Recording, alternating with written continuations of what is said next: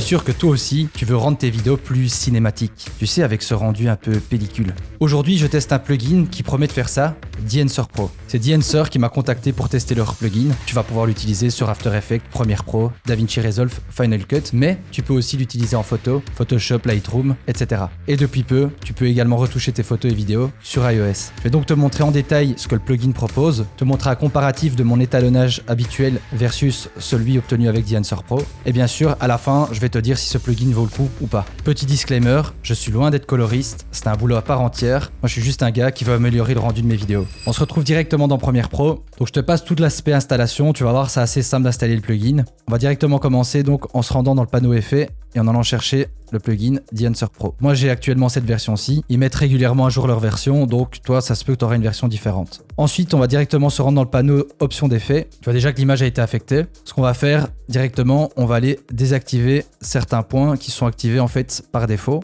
Comme ça, on va vraiment partir de 0. Voilà, j'ai tout mis à 0. Donc si je retire le plugin, on voit qu'il n'y a aucune différence. Ce plan a été tourné à la Sony FX30 en S-Log 3. Ce qu'on va faire directement, on va aller dans Input et là, on va choisir notre source. Si tu cliques sur le menu déroulant, tu vas pouvoir choisir en fait directement ta caméra. Donc moi, je vais aller choisir la Sony FX30. Comme tu peux voir, il y a énormément de profils directement mis dans le plugin. Pas rien que des caméras, mais tu as aussi par exemple des drones chez DJI, etc. Moi, je vais aller chercher la Sony FX30 qui est ici et je peux même choisir avec quel ISO j'ai tourné. Pour ma part, j'ai tourné avec un ISO 800. Et donc là, ce que The-Enhancer Pro vient de faire, il vient simplement de convertir mon fichier log en Rec 709 avec le profil de ma caméra. Tu avais tourné directement en Rec 709. Bien évidemment, au niveau de la source, tu laisses Rec 709. Et là, tu peux déjà fine-tuner quelques points, notamment l'exposition, la température. Mais là, on va pas s'y attarder pour le moment, pour que tu puisses comprendre l'ordre dans lequel on va voir les différents points du plugin. Et je m'excuse d'avance pour tous les puristes du cinéma qui s'y connaissent beaucoup plus que moi sur l'aspect technique.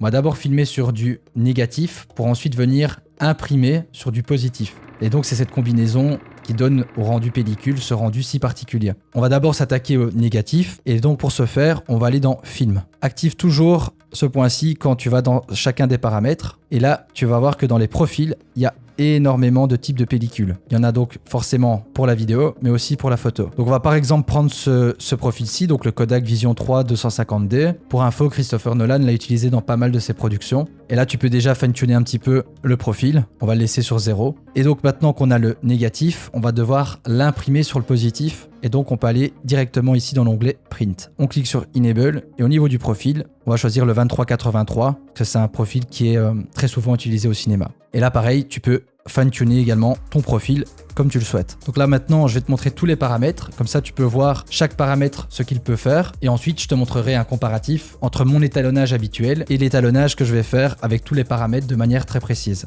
Donc on va commencer par le film développeur. Donc là, il va te permettre en fait de jouer sur certains paramètres au niveau du contraste, de la correction gamma, au niveau de la séparation de couleurs. Donc par exemple, entre le bleu et le vert, tu vas avoir une séparation qui sera plus prononcée ou moins prononcée en fonction des paramètres que tu mets. Le color boost, donc pour booster ici ces couleurs. Donc là, c'est vraiment du fine-tuning au niveau de l'image. Ensuite, on a le film compression. C'est ce qui va te permettre d'adoucir les hautes lumières. Donc si je joue sur les différents paramètres, regarde bien au niveau de la lampe, là où il y a des hautes lumières. Si j'augmente le paramètre ici et qu'ensuite je le diminue, tu vas voir qu'il y a une différence donc au niveau des hautes lumières. Tu peux jouer ici donc sur la plage globale, sur la densité de couleurs également et l'impact, c'est-à-dire à quel point tu veux que les paramètres impactent ton image.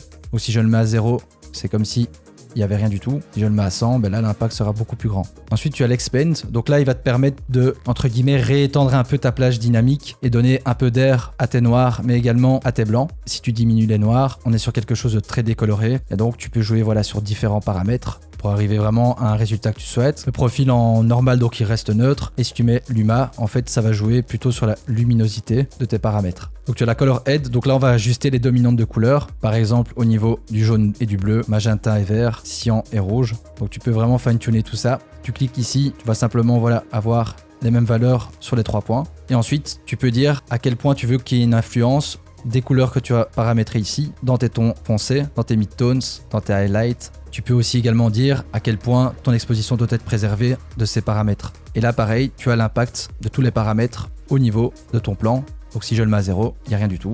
Si je le mets à 100, tu vois que l'image a changé. Ensuite, on a le grain. Je pense que tu le sais que dans le cinéma, il y a toujours un petit peu de grain. L'image n'est jamais super nette. Donc si je zoome un petit peu sur ce si beau visage, tu peux choisir différents profils de grain. Au plus tu vas mettre une valeur en millimètres petite, au plus le grain va être très visible. Et l'ISO, plus il est bas, plus le grain va être fin, et plus il est élevé, et au plus le grain va être marqué. 35, 50, là ici je trouve que c'est un bon compromis. Ensuite tu as l'halation. Donc en fait l'halation il va simuler un espèce d'halo rouge orangé comme ça. Cet halo va surtout être présent au niveau des hautes lumières. Donc si je l'active, on va mettre quelque chose à 8 mm, comme ça tu vas bien t'en rendre compte. Si je zoome par exemple ici au niveau du micro RAW, tu vas voir que si j'active et désactive, tu vas voir cette différence. Pareil au niveau de mon visage, si j'active, tu vas voir que ici étant donné les hautes lumières, il va y avoir cette espèce d'halo rouge orangé en fait qui va apparaître. Le mask mode va simplement te montrer les endroits où ton halo est présent en fait. Le bloom lui va te donner une diffusion lumineuse autour de tes hautes lumières. Donc pareil, si j'active et que je mets quelque chose très bas en termes de millimètres, on va directement voir l'effet. Donc si je zoome un petit peu dans mon image,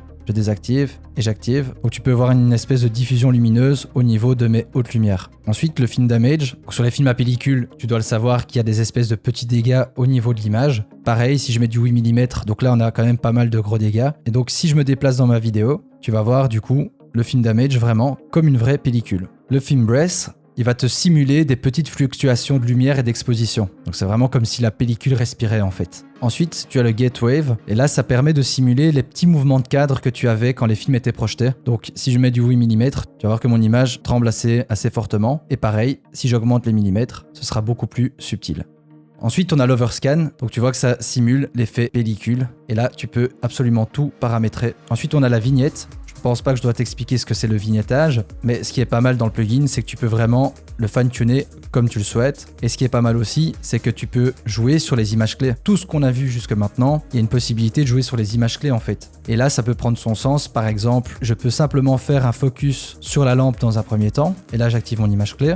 Et ensuite, je me déplace plus loin dans la vidéo et je veux que le vignettage vienne sur mon visage. Donc si on regarde, on a en fait ce transfert de vignettage qui peut être fait pour ajouter un effet particulier à un moment donné sur l'une de tes vidéos. Ensuite, tu as Monitor. Là, ce sont simplement des outils qui vont te permettre de voir si ton image et ton sujet sont bien exposés, voir si tu n'as pas des blancs cramés. Donc là, voilà, ça c'est simplement pour t'aider à travailler. L'output, tu as fini tous les réglages que l'on vient de voir et là tu te dis ouais, je trouve que c'est quand même un peu trop poussé. Simplement, tu n'as qu'à diminuer l'impact total des réglages que tu as fait. C'est pas mal ça en fin de paramètre de voir, ok, au lieu de refaire tout un par un, tu peux simplement dire je vais diminuer un petit peu l'impact total. Et le dernier point à voir du plugin, et je le trouve vraiment bien, c'est la génération de luttes. Une fois que tu as terminé tous tes paramètres, tu peux créer une lutte qui t'est propre. Tu vas donc pouvoir le réutiliser dès que tu le souhaites sur tes plans et aussi créer ton propre portfolio de lutte en fait. Donc si tu coches cette case ici, ça va simplement ne pas tenir en compte de ce qu'on avait mis dans l'input au niveau de ta caméra. Tu peux vouloir que ta lutte soit utilisée sur d'autres appareils que ton Sony en S-Log3. Maintenant, si tu sais que ta lutte va être uniquement utilisée sur du S-Log3 que tu dois reconvertir en Rec 709, sur ta Sony FX30, mais là tu décoches cette case. La taille de la lutte en fait, ça va simplement alléger ou alourdir la taille de ton fichier que tu vas exporter.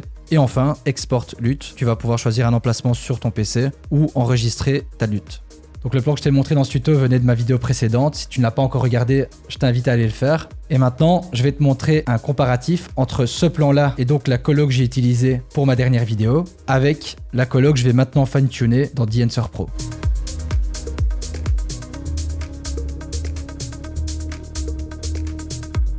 Et n'oublie pas que tu sais aussi faire tout ça avec ton iPhone. L'application est vraiment bien faite, elle ressemble en tout point au plugin présent sur ton logiciel de montage.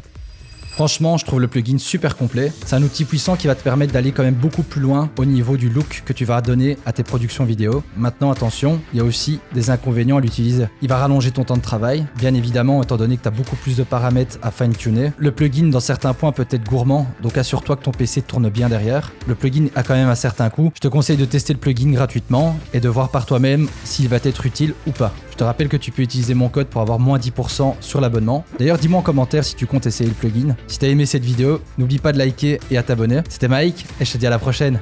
Ciao!